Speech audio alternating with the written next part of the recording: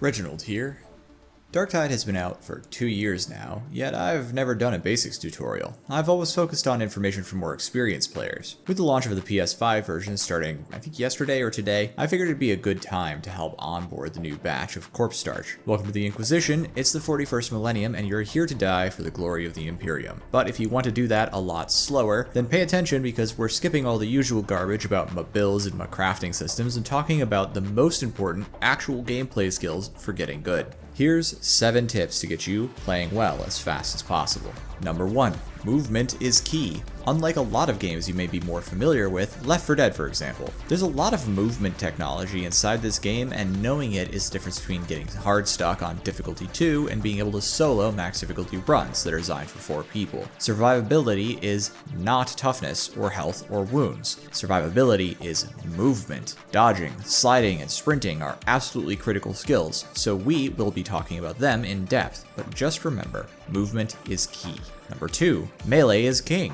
Also, unlike a lot of games you may be more familiar with, melee is not just you pulling out the funny knife for a quick one-shot on the unsuspecting camper. No, melee is critical to the core gameplay loop of the game, and it is a deep and rich system full of combos, techniques, and timings that will allow a skilled player to fight any enemy in the game in hand-to-hand combat and come out on top time and again. If you don't learn to get good at melee, you won't get out of Malice, because in Malice you can tank back shots from dregs all day long, but as soon as you pop up into Heresy, it only takes a few and you're a corpse. It's simple as that. Number 3. Okay, so onto mobility then. Dodging. Dodging can be used to avoid incoming enemy melee and ranged attacks. Dodges have a bit of what is called linger time after the dodge finishes, giving you a split-second breathing room before someone tries to turn you into a corpse again. This is slightly different for each class. We're really not going to dwell on that for now. You can dodge backwards, left, and right, or even on a diagonal depending on the direction you are moving when you tap the dodge button. You can dodge ranged attacks and melee attacks as well as incoming dog pounces, trapper nets, beauty grabs. Pretty much any incoming attack in the game can actually be dodged, even if you have barely any space to move as long as you get the timing right. However, dodges are not perfectly safe and are directional. It's fully possible to dodge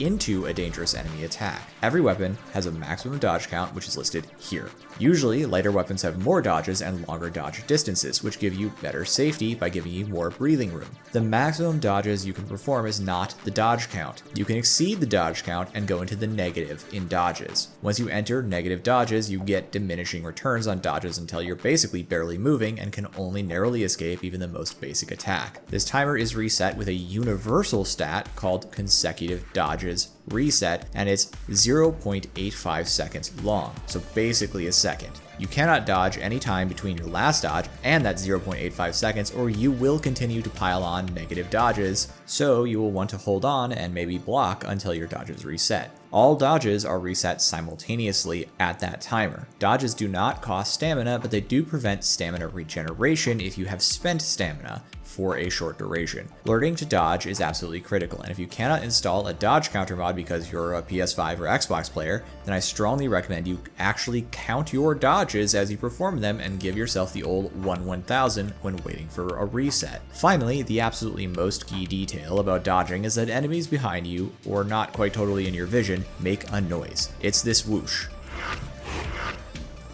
There's a limit to how often it can play, but usually it isn't a problem due to the attack slots mechanic. I won't get into that here, but whenever this whoosh happens, you need to dodge. There is more to it to that as you get better, but that's the first skill you need. The second skill is actually looking at the enemies in front of you. It's far too easy to let them turn into a blur. They aren't. Each enemy has animations, and those animations can be learned and understood and will tell you when to dodge, which is important because attacks from the front don't usually trigger the magic sound. One last key detail here about dodging is that dodges can be combined with slide mechanics to give you extra distance and better safety when fighting into shooting groups specifically. Slides provide absolutely critical safety via directional immunity or reduction to gunfire hit capability. You can actually dodge straight into shooters even, if you get the timing right, but a dodge that becomes a slide costs 2 dodges in the dodge count value. So a weapon with 4 dodges can dodge slide twice before it enters severe diminishing returns. Number 4, speaking of slides, sliding is absolutely key, and while dodge sliding is a key method for avoiding damage and gaining new space, you need to understand the other mechanics around sliding to best leverage them. A slide can be performed directly out of a sprint, as long as that direction is roughly forward. It costs no dodges. Instead, it only costs the stamina of a sprint. This can basically be spammed to allow a user to skid forwards. It does look a little bit silly, but is critical when dealing with large volumes of gunfire, as enemy shooting elements cannot hit you either at all or at least as easily depending on your relative directions and talents and so on. A well-timed slide can throw off incoming enemy fire and allow you to close gaps or get from cover to cover. However, sliding does not make you immune to melee hits. You can't slide away from an incoming attack. Number 5. Sprinting is another key mechanic. While sprinting perpendicular to incoming fire, you automatically dodge incoming fire as long as you have stamina in the bank. Zealot has a talent that preserves this ability even without stamina. Pretty handy when there's a bunch of enemies shooting at you and you want to go somewhere else. Number 6. Stamina. Stamina is a key resource, and it is used for sprinting, blocking, and pushing attacks. But recovery of stamina is interrupted by dodging. As a consequence, you have to manage your usage of key tools like block and push when fighting in melee against using dodges and using attacks to cause stagger. Speaking of pushing, pushes can be used to shove enemies and make them not hit you, if they aren't too big. Crushers are immune. Pushes do work in 360 degrees, even things behind you, and can interrupt most enemy attacks by including it in your attack chain, and if you hold the push button just a little longer, it will also perform a quick and useful attack on most weapons. Number 7. Melee.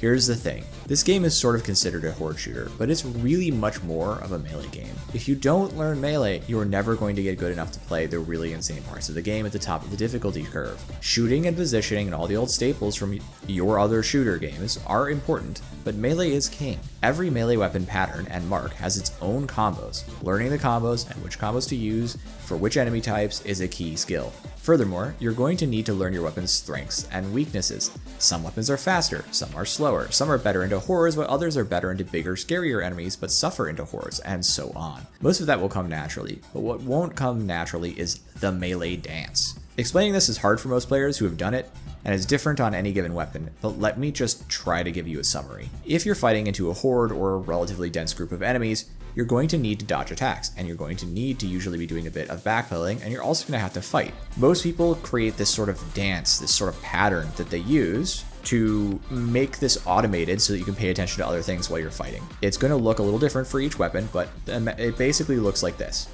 Attack, dodge, attack, attack, push attack, attack, attack, dodge, attack, attack. Whatever weapon you have will make this pattern definitely a little different, but while you're doing it, you're basically preventing the enemy from hitting you while you kill them. Over time, this becomes something like second nature, and you start to do other things like keeping an eye out for specialists so you can make space and kill them. If you watch gameplay footage of someone skilled, they're almost always doing the same kind of pattern, and they're just varying it a little for different enemies. My advice here specifically is to work out a basic pattern you can do into any given Poxwalker or Groaner horde, then slowly layer in different techniques on top of that, like, oh, you see a heavy elite, so you're going to use a push attack to stagger the enemies in front of you, and then do 2 heavy attacks to kill the elite, and then you're going to return to your normal pattern, right? Stuff like that. That layering of skills is going to be how you get better at the game. Alright, those are all the quick tips I've had that are basically the most important skills for rookies that they just don't have, that makes it very hard for them to climb out of Malice into the fun difficulties like Auric Damnation. And I do really mean the fun difficulties. Let me just explain something quick.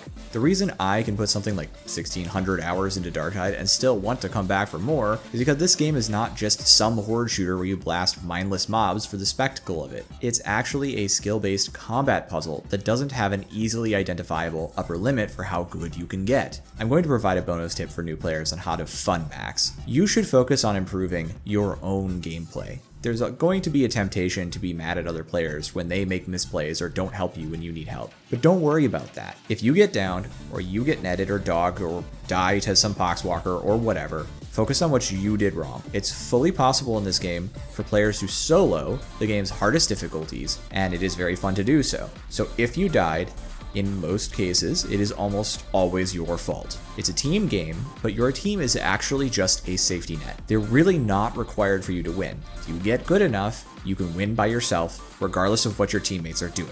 And I am telling you this because you're going to have a lot more fun if you keep this in mind. You can worry about how to get better and how to have more fun while playing the game and use the things that you enjoy using without having to worry about what everybody else is doing around you. Though obviously it's helpful to actually help your team because then they might be able to rescue you if you make a mistake, which you will. With that, we're done. I have a lot of other useful videos on this channel, including build guides and weapon tutorials, so check my catalog if you need some additional information. Thanks so much for visiting. Bye-bye.